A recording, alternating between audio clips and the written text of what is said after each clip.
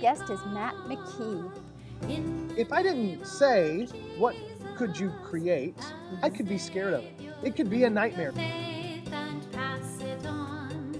Share the gospel clear and strong.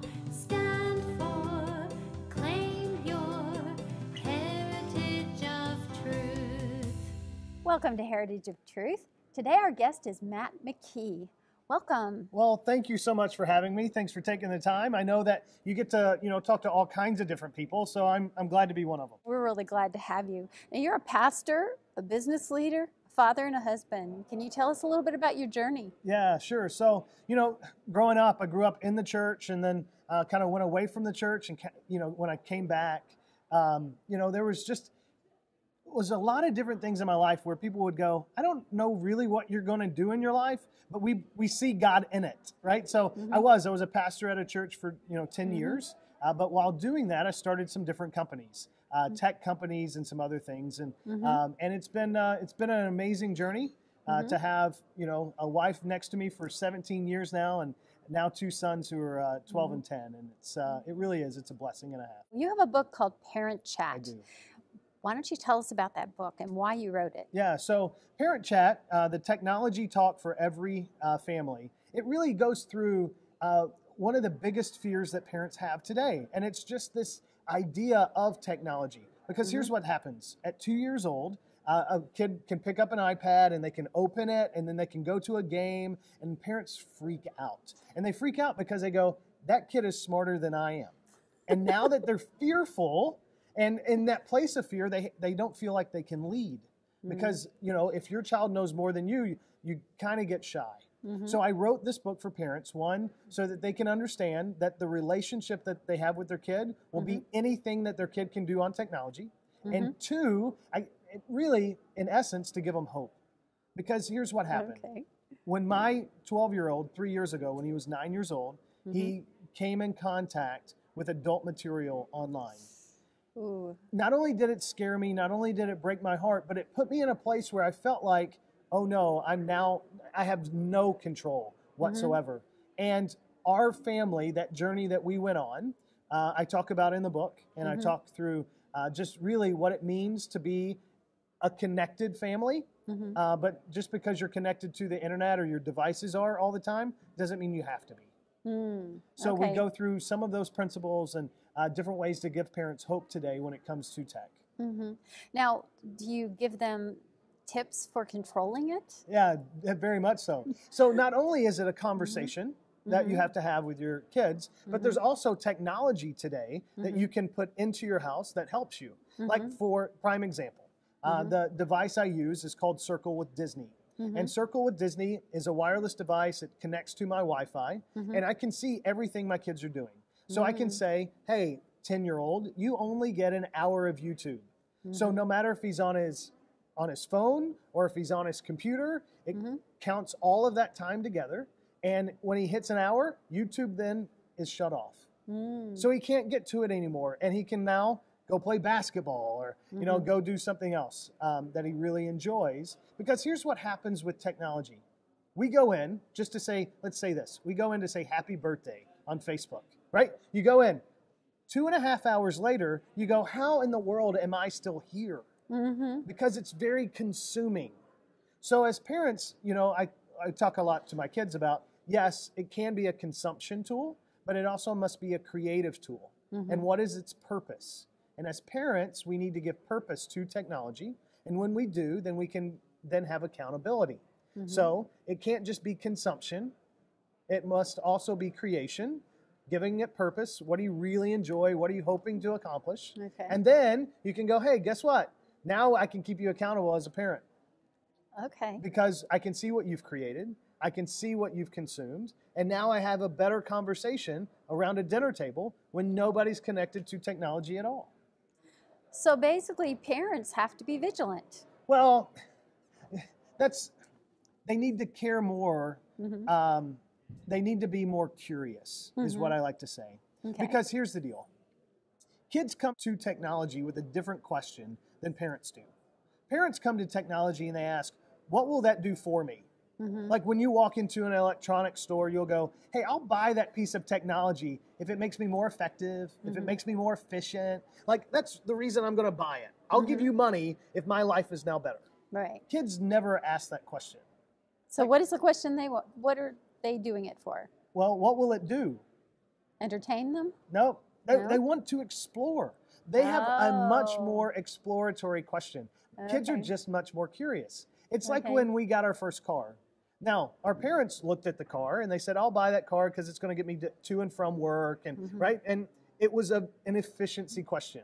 Right. When you turn 16, or maybe, you know, so, at least I when was older. when I turned 16, I got into the car and I said, I wonder what this thing will do. How fast can I go from 0 to 60? How, right? And that's the question that a lot of teenagers will ask.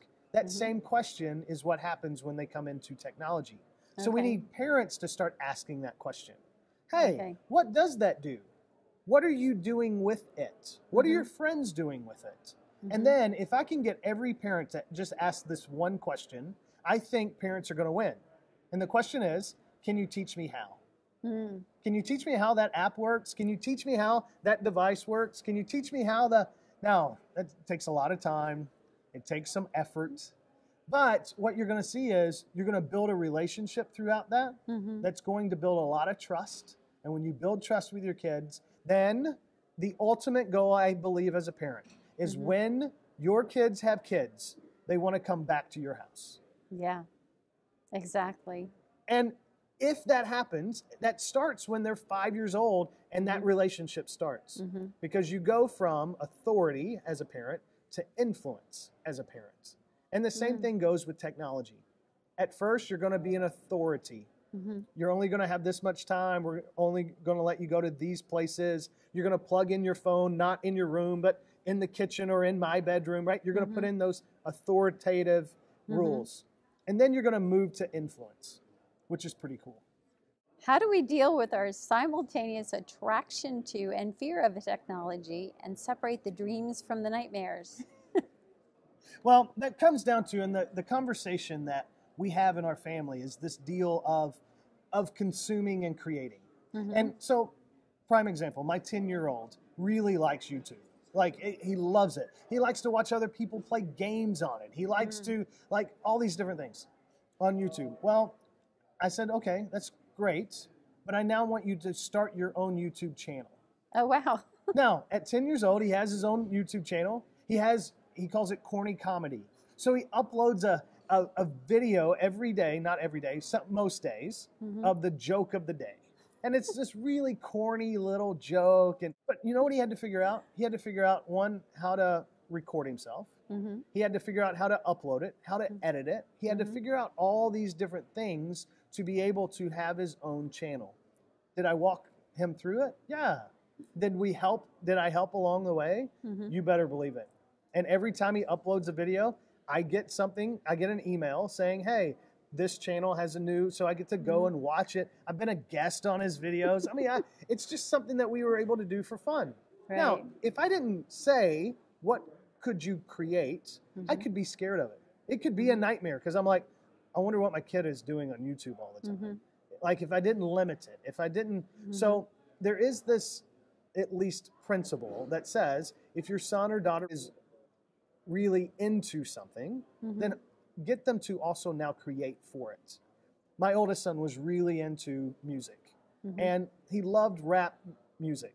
Now, I know when you look at me, you go, man, he must be a really good rapper. No, you don't. Like, that's just not going to happen.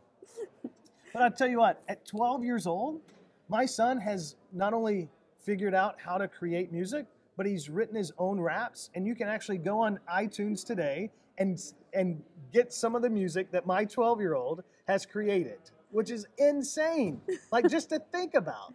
But it was that idea of creation. Hey, it's not the question of what are you listening to? I want to know, what are you really thinking about? What are you really creating? That's how we're going to get past that fear. And it seems to me that's going to give them a whole lot more enjoyment out of what they're doing. Well, and it's not, yes, it will. And it's not just them being a stump, just sitting there going, now what? It's not just consuming.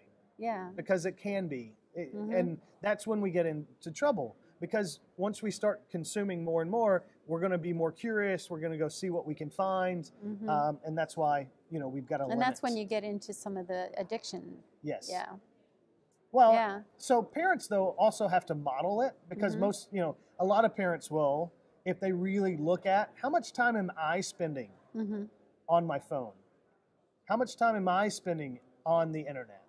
I think they'll realize it's really out of whack.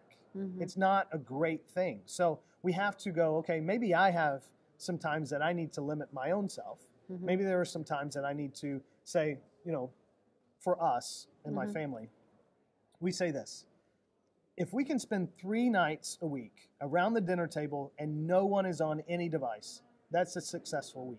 Now, for some, they'd go, only 3 nights? Yeah. Like it used to be 7, right? Only 3. Well, yeah. Well, now my kids go, hey, Dad, last week, it just didn't work. We didn't get 3. Maybe it was because I was on the road too much. Maybe, priorities. But at least we have a rule now. At least we have a standard to go, we know what success is. So when it comes to technology and kids and parents, at least define a win. What is that, so that we can at least have that conversation as a family to go, were we successful last week?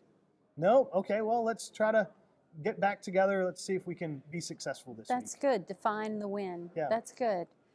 Okay, well, where can people find out more about you and your book? Well, they can go to parentchat.com. Yes, because we're going to get them on the internet again. Of course, right? Yeah.